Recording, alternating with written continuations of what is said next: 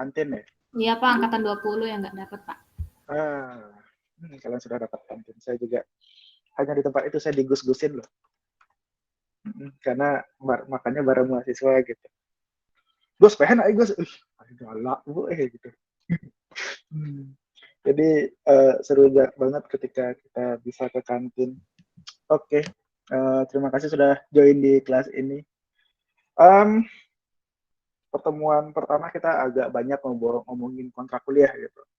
Sekali lagi saya ingetin, ini adalah psychological safety, jadi kalian berhak mengapain apa saja di kelas ini, menyampaikan pendapat. Gitu. Kalau misalkan ada yang ingin tanyakan, silahkan ditanyakan. Raise hand, boleh, atau di chat, nggak masalah. Kita akan mulai dengan decision support system di decision making. Decision making adalah sesuatu hal yang selalu sebenarnya kita lakukan di dunia ini, decision making. Kita ngobrol ya itu slide show-nya kalian bisa lihat di Google Classroom, tapi kita ngobrol aja. Ada yang mau sharing nggak? Kalian tadi siang mau makan apa? Ada yang mau sharing nggak?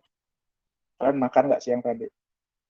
Atau jangan-jangan kalian belum makan karena nggak diingetin pacar? Biasanya kalau kalian pacaran tuh chattingannya, hai lagi ngapain, udah makan belum, itu standar banget. Ada yang mau share nggak? Kira-kira kalian ngapain sih, makan siang apa sih gitu? Sebelum kita ngomongin ke decision support system gitu. Kalau kita ngomongin langsung ke situ teknisnya berat banget. Ada yang mau share nggak? Ayo, masuk 35 orang tidak ada yang makan. Ada yang mau share? Masa ditunjuk soal makan? Aduh, pemalu nih anak-anaknya. Saya aja deh gitu. Hari ini nggak asik. Ada yang mau share nggak? Masa saya sih? Ayo kampus Merdeka belajar. Mereka. Gimana? Ada yang mau share nggak? Ya gitu. Ya nggak apa-apa. Ya saya aja.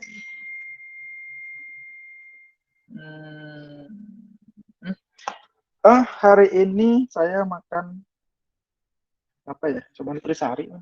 Sama biasanya saya makan ayam bakar di kantin depan kantor. Di kantor saya di BNI, di depannya itu ada kantin. Habis itu, ya, thank you, silakan. Saya lanjut ya, nggak apa-apa, nanti juga saya share lagi juga videonya. Hari ini saya makan itu ayam bakar pedas. Minumnya nutrisari 2 gelas gitu doang, 21.000 harganya. Gitu. Kalian kadang-kadang bingung nggak makan siang apa gitu. Kalau saya tuh cukup bingung ketika kita mainnya ke resto atau tempat makan yang menunya nggak satu, dan kalian bawa duitnya terbatas, dan harus kuat-kuatin makan siang sampai cukup malam, kayak misalkan sekarang saya harus di kantor sampai jam 8 malam, jadi harus saya berpikir makan siang apa yang bisa mencukupi nutrisi saya supaya tidak pusing ngajar sampai pelutnya goyang disco sambil lapar gitu. Jadi hari ini saya makan itu, saya bawa duit sebenarnya 30.000. Jadi kemudian saya 25.000 di hari ini. Duitnya saya sisa. Oke, anggap saya punya uang 25.000 dan saya harus menahan lapar sampai jam 7 malam, jam 8 malam. Ya udah, saya beli nasi isi ayam itu, apa namanya? Ayam bakar paha, men. Ayam bakarnya dibakar pakai kecap, kemudian sausnya tuh saus pedas. Asik banget. Itu 21.000. Saya makan sama nutrisari 2. Kenapa nutrisarinya 2? Satu, karena ayamnya cukup pedas, dan kedua, memang saya banyak minum. Jadi begitulah pola makan saya hampir setiap hari. Jadi di kantin kayak gitu. Jadi decision support system, jauh banget ya dari makan siang ke decision support system. Kalau kita ngomongin decision support system adalah bagaimana cara kita untuk menentukan sesuatu. Ini adalah permainan manajerial. Apa namanya? Ketika kalian itu memilih sesuatu, itu pasti jarang sekali menemui hal-hal yang otomatis gitu, jarang ya kalau misalkan harus memilih tiba-tiba lebih baik daripada B gitu. Nggak kayak gitu sih biasanya kalian melakukan sesuatu pilihan itu mikir gitu, kenapa A lebih baik daripada B kayak gitu. Ya kalau A lebih baik daripada B, kalau misalkan A sampai Z, 1 sampai 100, 1 sampai 10.000, di situ akan berpikir keras kita. Makanya decision support system ini sesuai dengan RPS ya, kita akan ngomongin decision making ya, sesuai dengan itu. Decision making itu adalah gimana cara kita ngambil keputusan. Anggap saya sebagai manajer. Saya pengen memilih seseorang yang buat saya kerja. Real life ya, kita ngomongin BNI deh, itu ngegosip kantor saya sendiri, itu nggak apa-apa kan. HRD saya jauh, nggak apa-apa. 2021 bulan April, kita buka lowongan di tanggal 28 sampai tanggal 30 April 2021 untuk lowongan Bina BNI. As you know, itu gaji sekitar 5 jutaan gitu, per bulan untuk fresh grad. Gitu. Kalau kalian pengen lamaran pekerjaan, silahkan menghubungi saya di suatu saat nanti gitu, karena belum buka tahun ini, habis tahun depan kayak mungkin ada. Gaji 5 juta siapa yang nggak mau ya, apalagi kerja di BNI kan, lumayan keren. Pelamar yang masuk dalam dua hari ditutup karena ternyata lamaran sudah banyak, jadi harusnya 3 hari jadi 2 hari, adalah 30.000 lamaran. 30.000 itu HRD saya langsung langganan Panadol. Makan Panadol kayak makan nasi gitu. Jadi pusing banget 30.000. Sedangkan manajemen itu hanya memilih maybe 40 ya, 40 orang saja untuk dijadikan pegawai gitu. Betapa pusingnya ketika kita memilih 30.000 orang, berbagai macam spesifikasi umur dan macam sebagainya, prestasi yang beraneka macam ragam. Nah, hal yang memusingkan inilah yang menimbulkan kita ada decision support system, terutama untuk manajer. Gitu. Jadi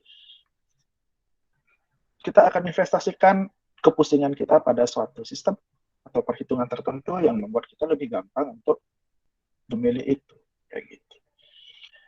Ketika kita jauh-jauh ngurusin BNI yang cari pegawai, kita bisa buat itu decision support system itu untuk diri kita sendiri. Anggap kayak gini. Kayaknya dari diri kalian itu yang di teknik informatika sticky, kayaknya hampir 100% dari kalian itu semuanya sudah punya laptop. HP apalagi gitu kan. Laptop lah lebih keren kayaknya kita ngomongin laptop. Karena ngomongin HP kan kayaknya udah gini ya, udah begitu kalian ngurusin brand tertentu ya kalian akan dapat satu spesifikasinya kayak gitu. Tapi kalau ngomongin laptop kan lebih umum kita berpikir soal memilih yang lebih keras ya daripada handphone. Karena laptop itu memiliki banyak hal untuk kita pertimbangkan. Gitu. Saya akan memperkenalkan istilah yang akan sering kita pakai di decision support system. Yang pertama ada yang namanya kriteria, yang kedua ada namanya alternatif. Gitu. Itu adalah sebutan standar. Kriteria kalian pasti sudah tahu banget itu. Adalah faktor yang buat kita memilih sesuatu. Faktor-faktor apa saja pertimbangan kita terhadap memilih sesuatu. Boleh diartikan seperti itu. Alternatif adalah pilihannya. Gitu. Ketika kita memilih sesuatu, kita gunakan kriteria-kriteria itu, kemudian ketika kita menentukan pilihannya apa, itu alternatifnya. Gitu. Kemudian dapat. Juga saya sudah jelaskan lagi juga di slide dan di materi pertemuan 2 ini. Nah, kita akan lihat deh laptop. Sebuah laptop itu kita punya kriteria apa saja sih untuk memilih laptop? Gitu. Kalau saya sendiri pribadi, saya mungkin anggap kalau beli laptop itu pertama harga. Gitu. Ada yang kedua, ada yang namanya spesifikasi tentu saja. Spesifikasi juga dalamnya macam-macam. Kalau kalian itu benar-benar, misalkan gini, kalau orang awam, saya pengen spek yang tinggi, spek yang medium, atau speknya office, atau speknya apa gitu. kecuali beli MacBook itu udah nggak ada speknya. Udah beli MacBook cuma ada pilihannya 2, Air sama Pro, udah beres. Kayak gitu. Kayak mirip beli HP ya. Tapi kalau laptop yang Windows agak-agak beragam. Jadi saya pengen laptop itu misalkan spesifikasi gitu. Saya pengen lebih detail lagi. Prosesornya kayak gimana, VGA-nya kayak gimana, hard disk-nya kayak apa. Apakah dia SSD atau dia HDD. Kemudian apakah RAM-nya kayak gimana, berapa besar RAM-nya. Kemudian ukuran seperti apa, ada backlight nggak di LED di gininya. Gitu. Macam-macam kalian bisa pertimbangkan. Ada slot USB atau dia dicas harus pakai Type-C. Macam-macam. Terus selain spesifikasi mungkin juga kita ada yang namanya apa itu? Style, tampilan sebuah laptop itu kan kadang-kadang bergaya juga ya. Gitu, pengen kalau kalian tentang laptopnya, orang ini adalah orang yang tajir gitu atau orang yang pintar. Laptop kan bawa stylenya sendiri. Ada yang bilang style. Kemudian kalau saya punya preferensi pribadi yaitu yang namanya bobot. Saya suka bobot. Saya suka laptop tuh ringan gitu. Jadi otak saya mikir, bobotnya penting nih untuk saya masukin. Gitu. Kemudian ada yang berpikir soal lifetime-nya. Berapa lama sih perkiraannya sebuah device ini bisa dipakai, berapa panjang sih umurnya kira-kira, apakah 3 tahun, 4 tahun, 5 tahun gitu. Jadi itu adalah beberapa buah kriteria. Jadi kriteria adalah gimana cara kita itu membuat pecahan lagi dari sebuah keinginan kita, harapan kita terhadap sesuatu keputusan, kita pecah. Jadi kecil. Gitu. Tapi makin banyak kriteria kita ya berarti makin spesifik juga yang kita mau gitu. Daripada saya ngomongin spesifiknya saya pecah, saya gabung aja. Saya anggap saya pengen beli laptop, kemudian saya berpikir dari kacamata harga, spesifikasi, bobot dan style atau gayanya gitu, atau tampilannya kayak gitu. Gitu. Terus kira-kira laptop yang saya beli itu apa aja sih? Gitu. Misalkan kalau saya ambil itu ada MacBook Air gitu, misalkan harga segitu ya, anggap yang gede gitu. Kalau laptopnya harganya murah kan kita nggak ada pilihan ya. Gitu. Anggap yang agak mahal gitu, yang high end gitu. Tiba-tiba karena high end itu bisa musingin kita untuk milih gitu kan. Saya anggap saya pengen beli laptop sekitar harga 20 jutaan, mungkin itu yang masuknya kayak MacBook Air, kemudian masuknya mungkin ROG, TUF Gaming, Legion, atau apa semacamnya, saya nggak apa, karena saya bukan orang teknis.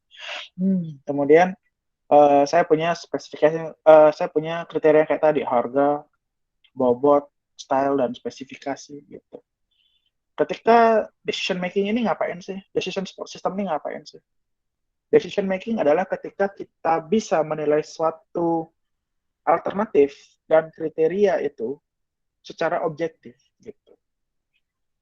Terus gimana sih caranya mau nilai gitu? Kita mulai dari kriteria. Kira-kira kita condong kemana sih? Ada yang mau share nggak kira-kira kalau kalian beli laptop? Kalau kalian beli laptop itu apa yang buat kalian terpenting gitu? Kalau misalkan saya kasih 4 itu. Bagaimana? Ada yang mau share nggak? Anyone? Harga, thank you, Mang Trik. Ngobrol mau nggak? Ngobrol mau nggak? Open mic dulu nggak apa-apa. Thank you, Mang. Harga, benar. Jadi beberapa orang memperhitungkan harga di atas hal itu, gitu. Jadi saya pengen harga serendah-rendahnya, tapi spek Wiryawan, Wayan, thank you. RAM Cecilia berarti masuk ke itu ya, masuk ke spek ya. Gitu. Kalau misalkan, Pak, saya spesifikasinya nggak bisa umum-umum gitu, Pak. Saya harus pecah nih, gitu. RAM-nya harus gede, harddisk harus gede, harus kenceng, tapi biayanya murah gitu. Boleh nggak saya beli MacBook Air harga 2 juta gitu. Jadi harapan orang kan akan mendapatkan apa yang dia keluarkan sedikit kebutuhannya, berarti fungsionalnya ya. Benar juga. Berarti di balik suatu laptop kan ada tujuan ya? Ada tujuan di situ. Apakah untuk desain grafis, apakah price to performance, bisa diajak gaming. Thank you, Chris. Ya. Biar GG gaming harus isi RGB. Saya tidak isi RGB-nya. Ya, emang RGB mempengaruhi gitu. Mempengaruhi style ya, gitu. Apalagi kalau ada RGB-nya tuh nggak tahu ya, kalau ROG sekarang tuh di RGB di belakang gitu kayak gitu, ada lampu-lampunya gitu. RGB mempengaruhi sebuah style. Masa sih nambah FPS? Baru itu. Estetik. Betul. Jadi ketika RGB nambah estetik, iya sih keren gitu. Kalau nggak tahu ya, saya masih melihat itu keren sih. Ada yang lihat apa sih pelangi-pelangi. Jadi saya masih melihat ROG keren sih. Tapi ROG buat saya berat. Nggak tahu ya apakah ada ROG yang ringan gitu. Tapi walaupun ada pun saya nggak bisa beli. Tapi agak norak kalau membuka laptop Pak. Kan bisa dimatiin kalau di depan umum. Tapi kalau nggak hidupin ROG yang isi RGB kayaknya kalian kurang pamer kan. Kan kalian beli ROG buat dipamer. Nggak tahu ya. Jadi kayak tadi, berarti ada yang memikirkan bahwa ada yang memikirkan style di situ buat kalian. Kalau ngomongin RGB, berarti ada style di situ. Kemudian tadi ada yang bilang harga, ada yang bilang spek gitu. Nggak ada yang bilang bobot kecuali saya. Sepertinya umur saya kelihatan sekali. Kalau saya bawa laptop yang berat, top gitu. Lembur istri saya mijet gitu kan, kasihan. Oke, jadi kayak gitu. Kalian begitu milih laptop, kalian itu bisa menggunakan kriteria-kriteria itu sebagai landasan kalian berpikir dan memilih sebuah alternatif yang paling tepat buat kalian. Oke, misalkan anggap kompetitor cuma dua ya. Kalau misalkan decision making itu harus banyak sebenarnya karena yang memusingkan. Anggap aja saya head to head ya antara ROG sama Acer apa sih produknya Acer? Predator. Kayaknya Predator. Anggap Predator banyak banget. Saya pengen membandingkan ROG dengan Predator. Laptop dari Asus dan dari Acer di high end-nya. Misalkan dari harga si ROG 20 juta, si Predator 15 juta. Kemudian dari daya spesifikasi mirip. Kalian pilih yang mana? Ketika kayak gitu. Apakah yang murah tapi mungkin kalian lihat durability-nya kurang atau kayak gimana, RGB-nya kurang, nggak ada kayak gini. Nah, di situ kalian akan membuat suatu decision making. Pilihan yang sulit. Baiklah, saya akan jabarkan satu-satu. Harga seperti apa. Kemudian spesifikasi. Saya pengen rinci nih. CPU-nya mana lebih tinggi gitu. RAM-nya mana lebih tinggi. Kemudian hard disk-nya. Ternyata SSD-nya segini nih, SSD-nya segini. Ternyata laptop ini ada tambahan hard disk sekian, ini ternyata nggak ada. Kayak gitu. Itu adalah step-step berpikir bagaimana caranya kita untuk memberikan suatu decision making. Oke. Jadi harapan saya di pertemuan kali ini kalian sudah mengenal yang namanya kriteria. Yang penting SSD, Pak. Saya mengenal seseorang yang sangat mencintai SSD. Oke. Betul, tapi benar men, serius ngaruh banget hard disk sama SSD. Ngaruh banget. Dan sekarang kayaknya 2021 harus SSD. Baiklah. Saya itu punya laptop pertama kali 40 GB hard disk. Dan itu adalah laptop paling keren di zamannya. 2004. Pentium 4 dengan Windows XP pertama di kampung saya. Keren. Ya, 2021 harus SSD. Terima kasih. Dan ya, saya sudah SSD akhirnya. Setelah 31 tahun hidup baru punya laptop SSD. Oke, kayak gitu. Itu milih laptop. Belum lagi kita memilih yang lain. Soal di BNI, saya ingin memilih karyawan dengan umur yang muda, tapi pendidikan sudah S3. Gitu. Ambil ekstrim. Akhirnya lebih baik yang mana? Gitu. Atau enggak? Saya ingin yang benar-benar tepat dengan pilihan saya, yaitu dia umurnya 22 tahun, fresh graduate S1, IPK-nya 3,5, kalau lebih nggak usah, di bawah itu nggak pengen. Jadi itu adalah sebuah decision making. Entah bagaimana caranya, yang penting ketika kalian mau membuat suatu decision making, kalian perlu yang namanya kriteria. Dasar kalian memilih sesuatu dan alternatif, apa yang akan kalian pilih. Jadi harapan saya di pertemuan kali ini kalian bisa dapetin itu. Apa itu kriteria, apa itu alternatif. Gitu. Jadi nggak hanya untuk mata kuliah ini ya. Jadi harapan saya kalian juga bisa mengambil intisari dari pelajaran decision support system di kehidupan kalian. Karena kayaknya decision support system ini akan kalian bawa seumur hidup. Saya ingin menentukan makan siang yang tepat untuk saya. Ya, nggak usah decision support system sih. Tapi kriteria, visi kalian terhadap kriteria dan alternatif itu ada sense. Saya berkebutuhan untuk supaya saya kenyang lama nih. Jadi saya akan memilih makanan A gitu. Saya ingin saya punya uang dikit tapi pengen enak, ya nggak apa-apa dikit. Sisanya saya minta di kosan teman gitu. Gitu. Atau juga saya bingung memilih siapa yang akan saya nikahi. Pacar saya ada 30, jadi saya sampai bingung yang mana yang paling unggul ya gitu. 30. Lalu pacaran apa nyari pelamar kerja nggak tahu. Jadi harapan saya decision support system ini, mata kuliah ini bisa membantu kalian dalam memilih sesuatu. Gampangnya kayak gitu, memilih sesuatu. Dan kadang-kadang beberapa pilihan gampang, beberapa pilihan sulit. Gitu. Misalkan kalau kalian datang ke dagang pizza, ya udah pilihannya paling pasti adalah pizza. Gitu. Tapi kalau kalian datang ke tukang Chinese food, mungkin pilihannya lebih banyak. Lebih berbahaya lagi ketika kalian datang di food court dengan dengan pacar yang lagi ngambek, yang mau makan apa, kita di food court nih, terserah, berpikir keras Anda mau memilih yang mana harus dimakan. Jadi ya tergantung dengan masalah kalian. Jadi kalau kalian bawa pacar ngambek, pengen bilangnya makan terserah, jangan pernah ajak dia ke warung yang pilihan. Ada menunya, jangan. Bawa ke dagang yang pasti-pasti, ke KFC gitu. Ya pilihannya udah ayam goreng atau yang lain-lain. Misalkan yang menunya cuma satu doang. Dagang mie ayam, mie ayam doang itu datang. Gitu misalkan. Oke. Ada yang ingin ditanyakan mengenai decision support system minggu kedua, pertemuan kedua? Ada yang ditanyakan sebelumnya? Sepertinya tidak. Ada yang mengerti? Pertanyaan jebakan. Ada yang mengerti? Ada yang tidak mengerti? Udah. Oke.